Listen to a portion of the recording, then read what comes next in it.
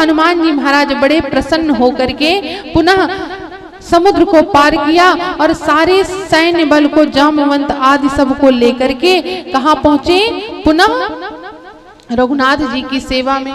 जब रघुनाथ जी की सेवा में पहुंचे तो आज हनुमान जी को देख करके राम जी बड़े प्रसन्न हुए और उनको बड़ा आशीष दिया। उनके सर पर हाथ रखा। जैसे ही सर पर हाथ रखा तो हनुमान जी महाराज बड़े प्रसन्न हो गए और जो कथा भोले बाबा माता पार्वती को सुना रहे थे तो वहां भोले बाबा नृत्य करने लग गए, नाचने लग गए, आनंद में आ गए। क्यों आ गए? कि पार्वती मैं बखान नहीं कर सकता, जिस समय पर मेरे आराध्य ने मेरे सर पर हाथ रखा है ना, वह समय इतना आनंददायी था, इतना आनंददायी था कि मैं उसका बखान नहीं कर सकता हूं। इतना मुझे आनंद आया है क्योंकि इसी सेवा को प्राप्त करने के लिए, इसी आशीर्वाद को प्राप्त करने के लिए मैं हनुमान का रूप धारण करके राम जी की सेवा में गया हूं। क्योंकि यहाँ पर राम जी मुझको अपना आराध्य मानते हैं, मुझको अपना प्रभु मानते हैं और कोई भी अपने आराध्य को आशीर्वाद नहीं देता है। इसलिए यहाँ पर भोले बाबा ने हनुमान जी का रूप धारण करके राम जी की सेवा में गए।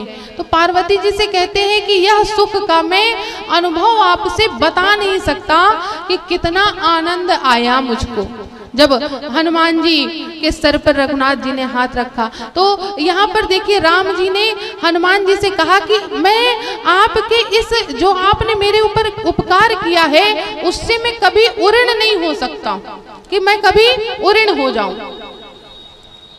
आप हनुमान जी ये बताइए कि आपको क्या चाहिए।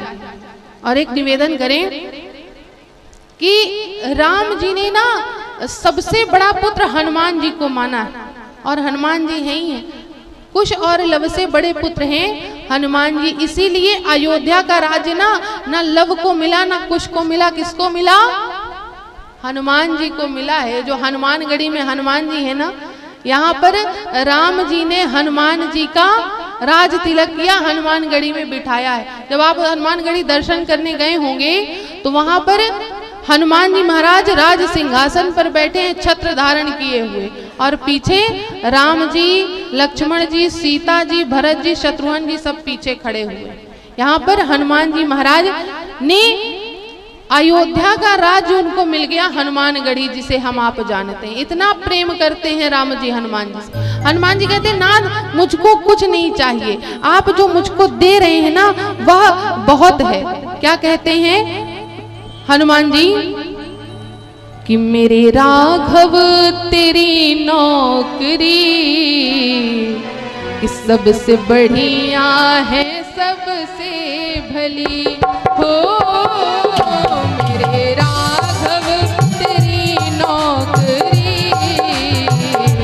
सबसे बढ़िया है, सबसे भली हो।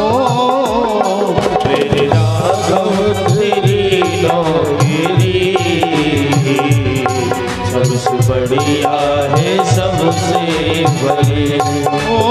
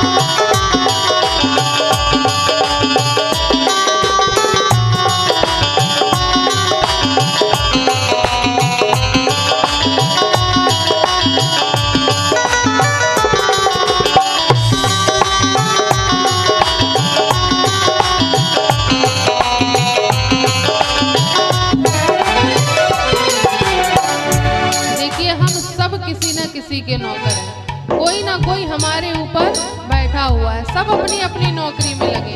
लेकिन एक बात बताएं, जो आनंद भगवान की नौकरी करने में है वो आनंद किसी की नौकरी करने में नहीं है।